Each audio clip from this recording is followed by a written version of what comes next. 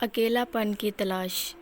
جنوبی گاؤں کی ایک خوبصورت دنیا میں ایک ماں اپنی پیاری بیٹی کے ساتھ رہتی تھی۔ ان کے گاؤں کا نام چاندنی گاؤں تھا اور بیٹی کا نام زویا تھا۔ زویا جب سچ مچ میں چھوٹی تھی تو وہ ہر کام ماں کے ساتھ کرتی تھی، مگر اب وہ بڑھ رہی تھی اور اسے اپنی خود کی دنیا کی تلاش تھی۔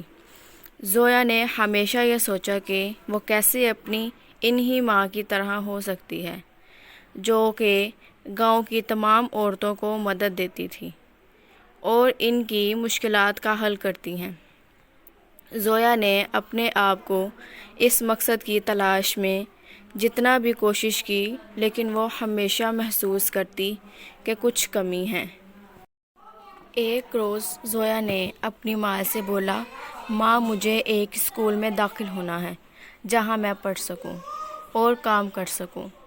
ماں مسکرا کر بولی، بیٹا تمہیں اپنے مقصد تک پہنچنے کے لیے میں تمہارے ساتھ ہوں۔ چاندنی گاؤں میں ایک اسکول تھا جہاں پڑھائی اور تعلیم کے لیے مواقع فراہم کیے جاتے تھے۔ زویا کے لیے یہ ایک نیک قدم تھا، لیکن اس کے دل میں ایک خوف بھی تھا کہ کہیں وہ اکیلا پن میں کھو نہ جائے۔ پہلا دن اسکول میں آنے پر زویا کو دیکھ کر اسکول کے دوستوں نے اسے خوش آمدید دی، لیکن زویا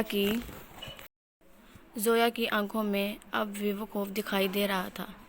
جب وہ اکیلے پن کا احساس کرتی تو وہ اپنی ماں کے پاس چلی جاتی اور اپنی دل کی بات کہتی، ماں میں بڑی تلاش کر رہی ہوں مگر میری آواز کوئی نہیں سن رہا۔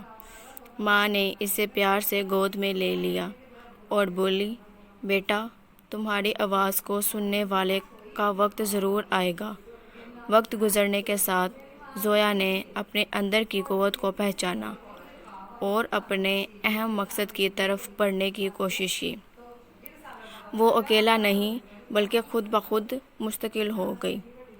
اسکول کے دوستوں کی مدد سے وہ اپنے مقاصد کو پورا کرنے کی راہوں کو پہنچنے لگی۔ آخر کار زویا نے اپنے ہمیشہ کے خوابوں کو حقیقت بنا دیا۔ اس نے اپنی ماں کو فخر دلایا کہ اس کی بیٹی نے اپنی تلاش میں کامیابی حاصل کی اور اپنی خود بخودی کا احساس کرایا کہ وہ اکیلے پن کے باوجود بھی مضبوط ہے۔